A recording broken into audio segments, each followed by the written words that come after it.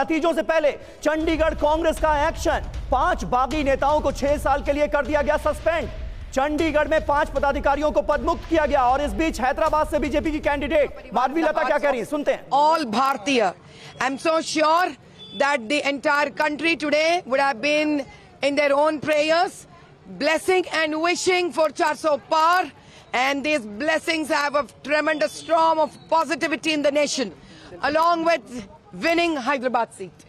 Madam, today early morning you visiting temple, offered puja.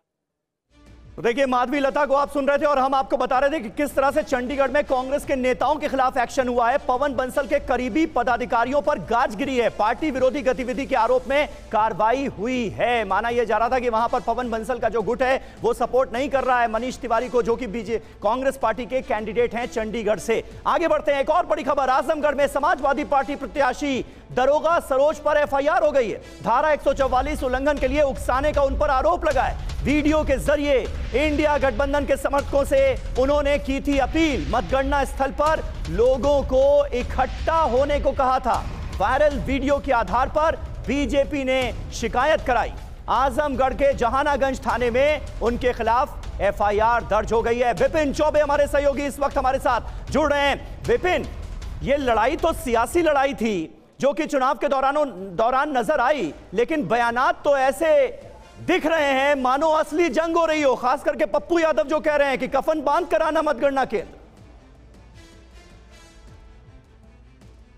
जी बिल्कुल समीर, इस वक्त मैं उत्तर प्रदेश की राजधानी लखनऊ में मौजूद हूं और आप जानते हैं कि उत्तर प्रदेश, दिल्ली का रास्ता उत्तर प्रदेश से होकर गुजरता है। उत्तर प्रदेश के 75 जिले, 80 लोकसभा सीट, 81 काउंटिंग सेंटर और 851 उम्मीदवारों की किस्मत आज ईवीएम में कैद हो गई है। और 8 बजे सुबह से मतगणना होगी। इसीलिए कल से लेकर आज तक अखिलेश यादव ने कहा सतर्क रहना, भरोसा नहीं करना है, काउंटिंग सेंटर्स पर डटे रहना, क्योंकि बार बार यह आरोप लगाया जा रहा है कि टेम्परिंग हो सकती है, बेईमानी हो सकती है। कांग्रेस से लेकर समाजवादी पार्टी के नेताओं के द्वारा यह आरोप लगाया जा रहा है, इसलिए बहुत सतर्क है। और लखनऊ में भी माहौल बहुत ज्यादा टाइट। हालांकि लखनऊ का जो रिजल्ट है वो पहले से लगभग साफ है कि तस्वीर क्या होगी, लेकिन उत्तर प्रदेश में एक बड़ा करिश्मा हो सकता है, खासकर इंडिया गठबंधन के लिए और समाजवादी पार्टी के लिए। इस बार के चुनाव बहुत आशावादी हैं वो लोग और इसीलिए पूरा दमखम लगाया जा रहा है।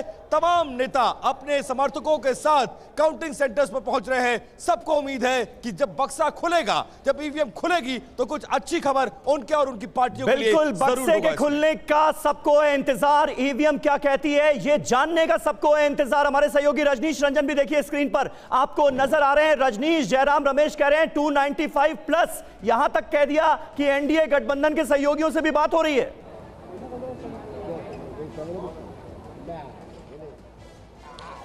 बिल्कुल, देखिए दावे जरूर किए जा रहे हैं दोनों तरफ से और एग्जिट पोल के बाद कांग्रेस पार्टी अपने दावे को और कितना वो पुख्ता कर पाती है ये निश्चित तौर पर चुनाव के नतीजों के बाद पता चल पाएगा। फिलहाल आपको तस्वीर दिखाते हैं। सिवड़ी ये काउंटिंग सेंटर है मुंबई, और मुंबई की 2 लोकसभा कंस्टिट्यूएंसी हैं, साउथ मुंबई और साउथ सेंट्रल मुंबई।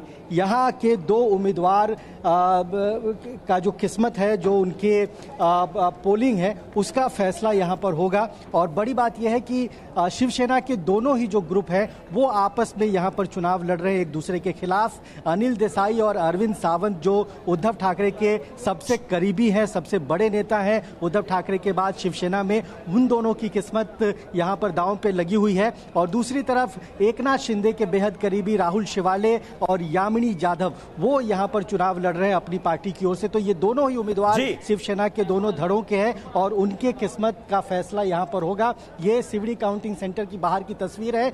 बहुत देर पहले से यहाँ पे लगभग सारी तैयारी पूरी की जा चुकी है। तमाम जो काउंटिंग एजेंट्स हैं, तमाम चुनाव आयोग की जो टीम है वो यहाँ पर पहुँच गई है और पूरी व्यवस्था यहाँ पर आप देख सकते हैं कि तमाम टेंट्स लगाए गए हैं और जो राजनीतिक दलों के जो एजेंट्स हैं वो भी यहाँ पर पहुँचने शुरू हो गए हैं और इंतजार किया जा रहा है 8 बजने का, जब काउंटिंग शुरू होगी और एक के बाद एक जब रुझान आने शुरू होंगे उसके बाद ये तय हो पाएगा कि जयराम रमेश का जो दावा है वो सही है या एग्जिट पोल TV9 भारतवर्ष ने दिखाया है। बिल्कुल।